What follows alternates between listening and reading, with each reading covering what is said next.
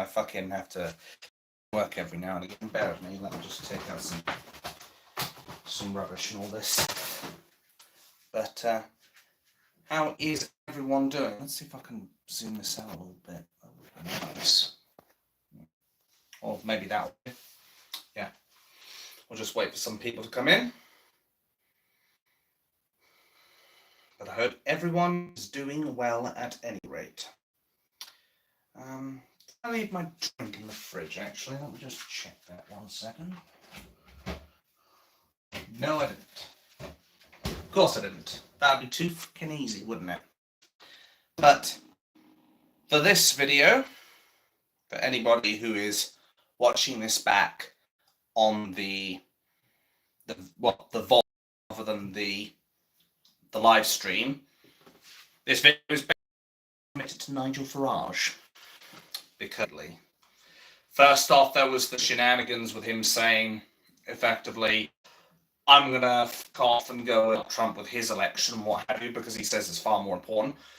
When you think of it, it does make sense, because obviously he's the guy who everyone looks to, who is the most powerful man on the planet, basically, who is capable of seeing world war or peace, bring people together or drive them away, that kind of thing. So I can understand it from that perspective, but unfortunately, I do, to be fair. I still have gripes with Farage, and this was one of them, where it seemed like he was going to fuck off and basically help America rather than help his own people. Then, of course, he was now taking over as leader of reform, which I must admit, when I saw that, I was kind of like, you know, rub the glasses and all that shit, just make sure I'm reading that right. That's how I felt when I first saw that. I was like, what? But no, he really is standing for leader as well as an MP for, was it Clacton?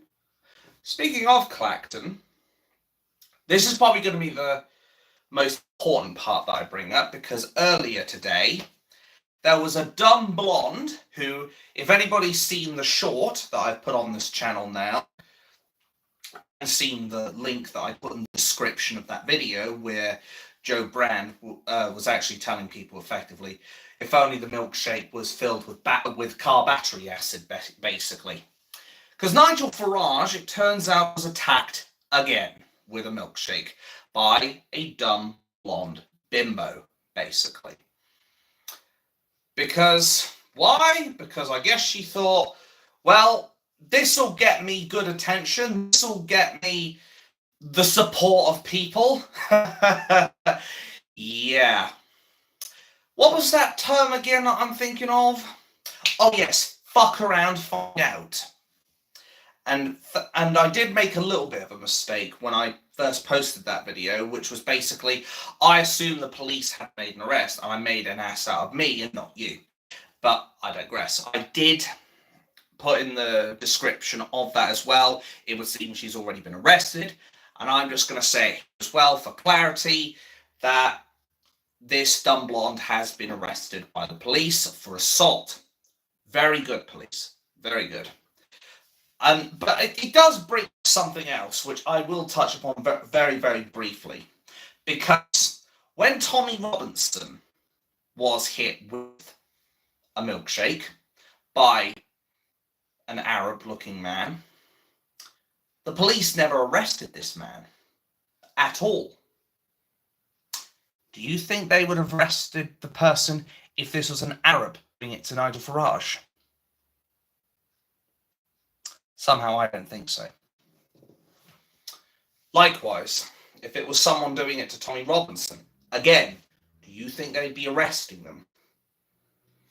Probably not. I suspect the only real reason why she was arrested is because it's a more prominent political figure and not someone who is completely demonized and labeled as far right.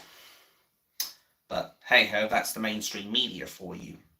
Speaking of which, I will also briefly touch upon another video that Granny Opterix has put out, which is basically, she's got another video out, which is saying to us, are you are you annoyed with the way the media have reported it, then complain. She's even got like a little template letter which we can all send off and basically say, there are a number of inaccuracies in your thing. Basically, please correct your shit because we're watching and we know. And it's actually quite important when you think about it, because not just Nigel Farage, who is being attacked, we also end up getting attacked. We end up getting attacked by the media, and a lot of what the mainstream media says is tantamount to libel. And speaking of which, does anyone know Working Class Patriot as a YouTuber? I hope so, because it turns out, I think it's like 5 hours from now, or maybe 4 from when I last saw it, but basically, Working Class Patriot had uploaded a video, basically Tommy Robinson, Lauren Fox, Carl Benjamin, all talking about the events of the 3rd of June. Now, YouTube have decided to, after he put heel in, say, basically, we've looked at it, and here's the kicker, and I hope you're ready for this, because this is a game changer. Because YouTube is unequivocally doing libel and slander for this. You ready? They said that Tommy Robinson, Lawrence Fox, and Carl Benjamin, was Martuzzi in it? I can't remember off the top of my head as well. But they said all of them were part of a criminal organization. I shit you not. And if I can find that post, as soon as this stream goes up, I'll link it in the description below. Because this is no longer a matter of YouTube trying to silence the truth. This is now a matter of YouTube are willfully lying and making defamation, libel, and slanderous statements against Tommy Robinson, Carl Benjamin, and Lawrence Fox. How do you think they'll last in a court case? How long do you think they'll last? Knowing this. Because unlike YouTube, we keep receipts. And I think these people, when they get taken to court, will settle just like that. Because they don't want the negative press. Now back onto Nigel Farage again, which is the whole point of what this was supposed to be. Obviously, Nigel Farage is now the leader of Reform. He's been milkshaked in Clacton, or Clacton. It's one or the other, I know that much. But he's been attacked like that. And I think, as I said, the woman, I think, tried to do it to make him look like an idiot. The only thing this woman has done is, A, she's got herself a criminal record, or she's about to, I suspect, for this assault. And 2, or B, is she has given him such a huge boost because people don't like it when other people bully electoral candidates. It makes them want to rally behind the person being bullied, namely Farage. It makes them want to support the underdog, which means Rishi-Washy, let's face it, Rishi-Washy is never getting into power again. Let's face it, Rishi is washed. He is fucking washed. Literally, my washing machine literally right here, literally just grabbing that rag and just tossing it in and closing the door, and it's like, yeah, he's fucking washed. Let's face it. There is no shot Rishi's getting in. Keir Starmer obviously has a clear shot at it, because for most people, he is going to be the most obvious candidate. Oh, because obviously he's one of the mainstream parties. They're going to look at him and be like, oh, well, Rishi I don't want to vote for. Here's Keir Starmer. I'll vote for him and give him a chance. But I urge people not to do that, of course, because as I've said in some of my other videos, Keir Starmer will sink this place 5 times faster, if not even faster still. But of course, the mainstream media won't tell you this. You know the drill, folks, because stick with me. It doesn't suit the narrative. These guys are counting on you to vote for them. We need, as much as I want to agree with Tommy Robinson and what he said of putting none of the above, I don't think that's the right option. I think we need to at least give reform a chance. I think we need to basically let them take the helm of the country, let Nigel Farage run as Prime Minister if he gets in. It's more than likely going to be Labour, realistically. But if he does get into power, we've got to at least give Nigel Farage the 4 or 5 year term. Give him a chance. And when he fucks up, if he fucks up, then and only then do we start putting in the ballot box none of the above. Because we've seen Nigel Farage talk the talk. I think I speak for the vast majority of people here when I say I want to see him walk the walk. I want to see him run this country the way it should be run. There are things that I would change about it, though. There are 4 things I think he needs to change. 1 is he needs to completely disassociate with hate, not hope. I mean hope, not hate. Or maybe I was right first time. Disassociate and completely, what's the word I'm looking for? Condemn. Completely condemn hate, not hope. Like I said in my hope, not hate, or we need to take down hope, not hate video, we need to make sure that parties like Reform, like the Conservatives, like the Labour Party, actively condemn hate, not hope, because they are actively screwing the country. They will go after anybody who is deemed to be far right, who is deemed to be against the globalist agenda, against common sense and the like. Sorry, I need to adjust this to make sure the fucking thing doesn't act up again, because I noticed the colours going off. But anyway, they need to do that first and foremost. Disassociate and condemn hate, not hope. Number 2, completely disassociate with Charlie Mullins. You know, the pound shop shit show, or shit rod, as some people have called him. You know, the wanker who looks like, well, he's the muppet who looks like he was bought from fucking Poundland or what have you. But he needs to go, 100%. Disassociate with him. He was heavily in favour of lockdowns. He was in heavy favour of the jab. He was heavily in favour of forcing people to have the jab. And he was one of those nutcases who, much like, was it Dame Edna, whoever it was, who was saying, like, I don't want them near me on the train. I don't want to be standing next to them. I don't want this. I don't want that. We need to make sure that people like him who push these jabs, we give a complete wide berth. Because quite frankly, they do not deserve the time of day. I think this might help a little bit. But that's what the second thing they need to do. Number 3 is they need to change their immigration policy.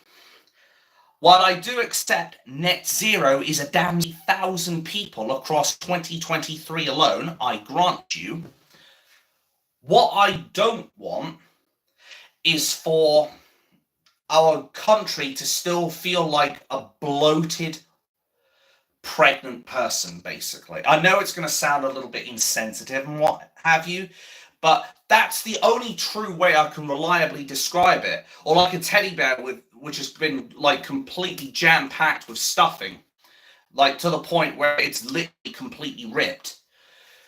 We are a country right now that simply cannot take this pressure. The amount of pressure the migrants and the illegal immigrants have caused this country is unprecedented. The fact that you now will be lucky if you get an NHS appointment for 6 months. The fact that we've got homeless people, over 300,000 homeless people in Britain, and we're busy housing illegal immigrants who want the world given to them on a silver platter. We have people who come over here committing crimes, destroying our culture, destroying our societies. And we're supposed to go with net zero for migration. I'm sorry, but that isn't good enough, in my humble opinion.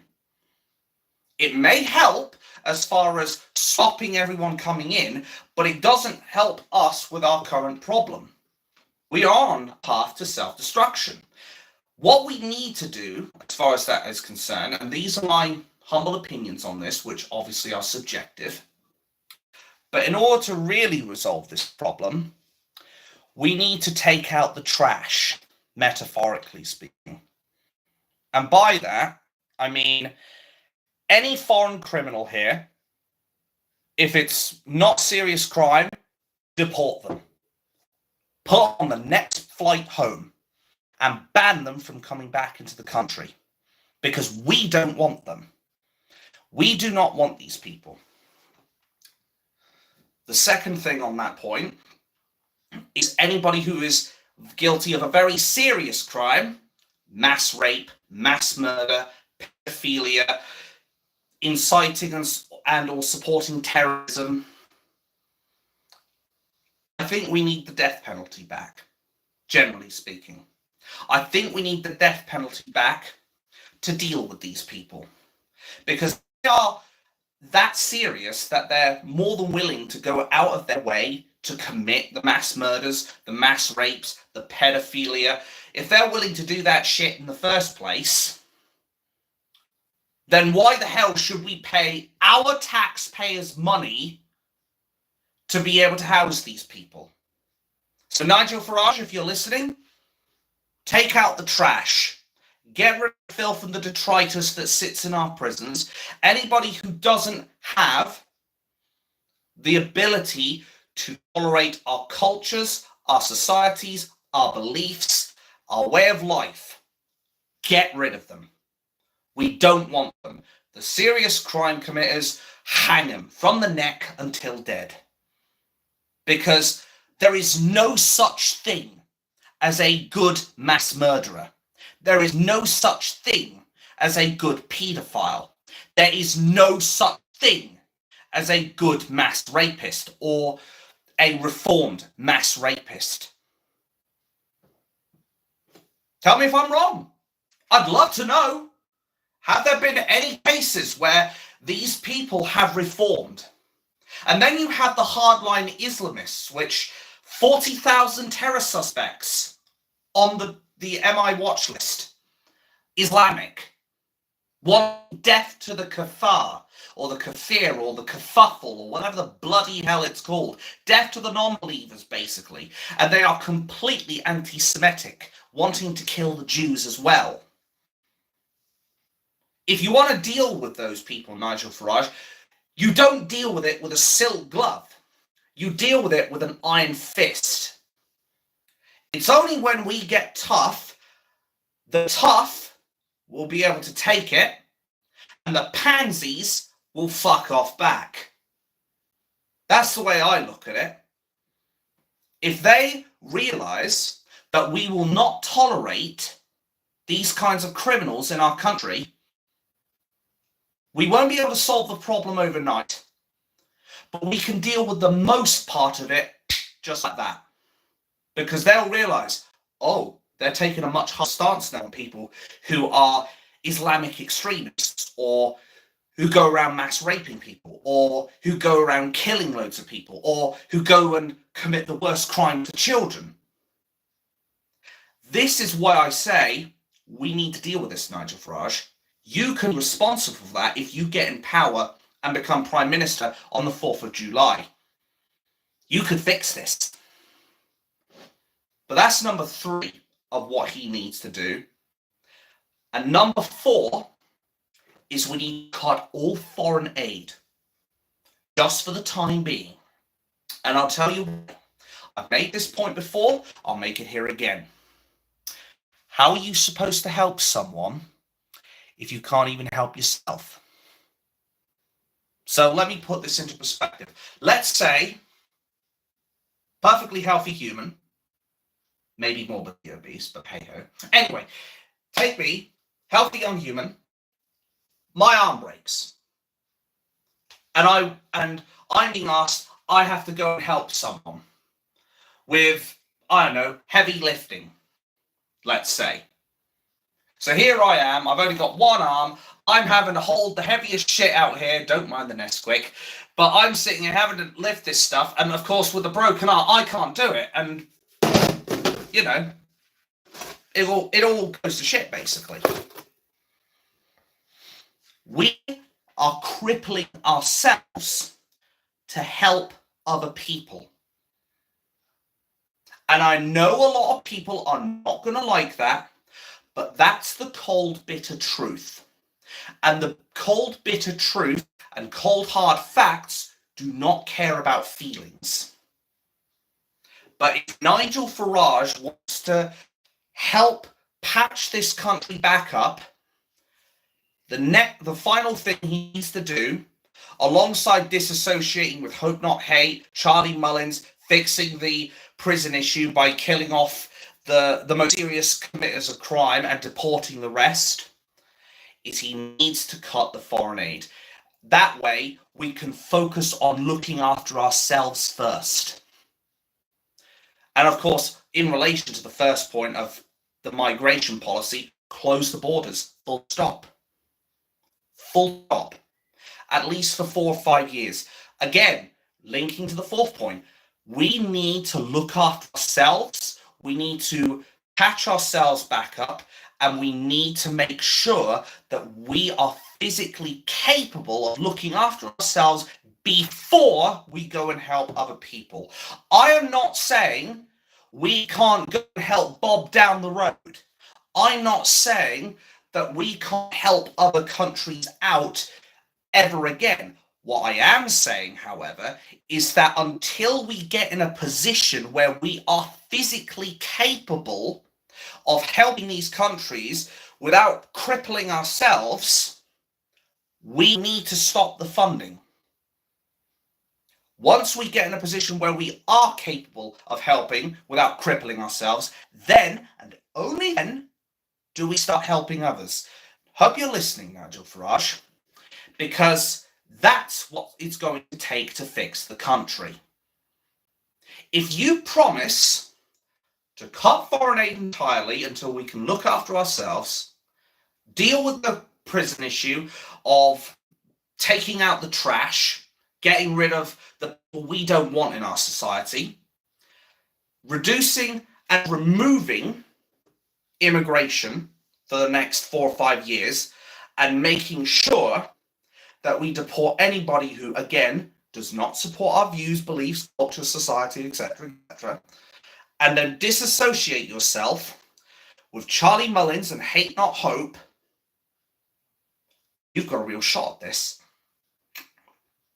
Nigel Farage has a real fucking shot at this if he does all those things. If he does all that, he might even win the election. Big might, but he could do it. But it's going to take balls of steel. He has got to have the balls, whether up here or down there, or in my case both, to be able to say, we are getting tough. We are not going to fix the country if Nigel Farage gets in power on the off chance. You need an iron fist to deal with this problem. You need to be able to get tough on the people who deserve it, but offer your hand to those who genuinely need help. We, the British people, are the ones who need help.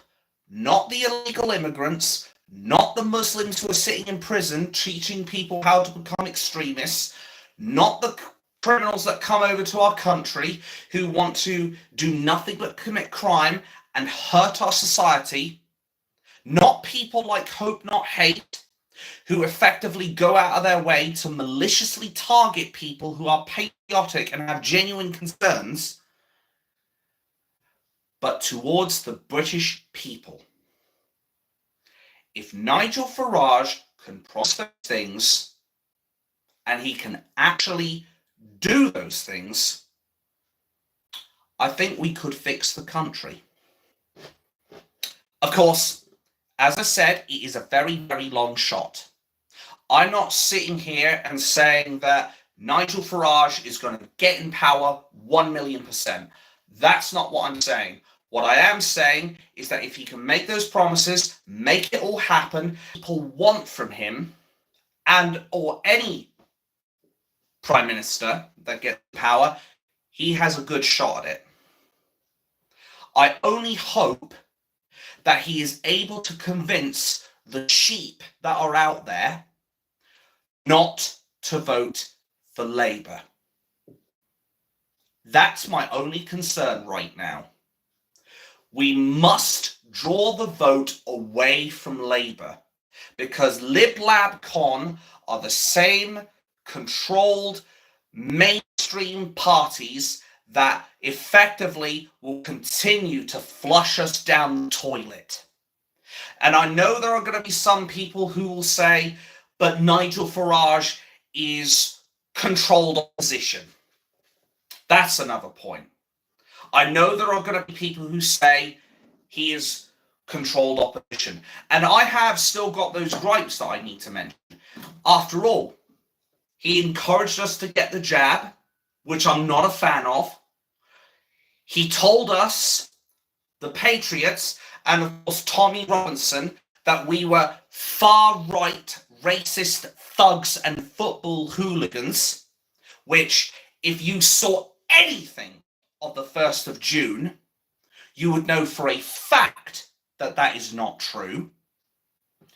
And he is also a person who effectively has turned his back on us a few times now. He is the sort of person who used to be like, talk the talk, but when the walking comes along, he's gone. And I have a big problem with that. But if he's willing to actually step up, be a man, have the balls to do what is necessary, and do everything that I've mentioned in this live stream, or the video, whichever people watch it on, I think he's got a real shot at this. And I know, as I said, that he could be controlled opposition for all I know. And for all I know, it's more than likely going to be Labour. But the way I look at it is it's better to try and vote reform in than to put none of the above, in my opinion. Because every vote that does that is a vote for Keir Starmer, effectively. It is a vote that pushes him forward and Nigel back. Because the Patriots could easily get behind Nigel Farage and give him the fucking chance that he should have. That's why people have called him the best prime minister we never had. But we have to collectively vote for him if we want to have that chance of kicking out Labour. It is our only bloody chance. I would rather vote reform, find out their shit 4 years later, and then we can kick them out, rather than we don't vote for any of them and then Labour gets in anyway. That's honestly the way I look at it. So I hope to actually get tough on this. If he does, excellent. Push a positive message, but be firm. Say that we love to have the people that are in this country now who do support this country, who pay their taxes, who do their jobs, who are willing to contribute to society. But be tough on the brigands, the thieves, the rapists, the murderers, the illegals that try to stay here and sponge off our system or violate our culture. That's what we need of a strong leader. And he could be the strongest we've had in the last 40 fucking years. And as I said, I'd rather vote him than none of the above. That's the only thing I might disagree with Tommy Robinson on, quite frankly. We've got to do something. It's up to us. Do we allow Keir Starmer to get in and fuck our country in the ass? Or do we say enough is enough? We want a person who puts his country first. I guess only time will tell on the 4th of July what the people will do. Thanks for watching the stream. I wish you all a good morning, afternoon, or evening wherever you are in the world. I thank you one last time for watching, and I will see you all in the next one. Bye for now. It's not what that. There we go.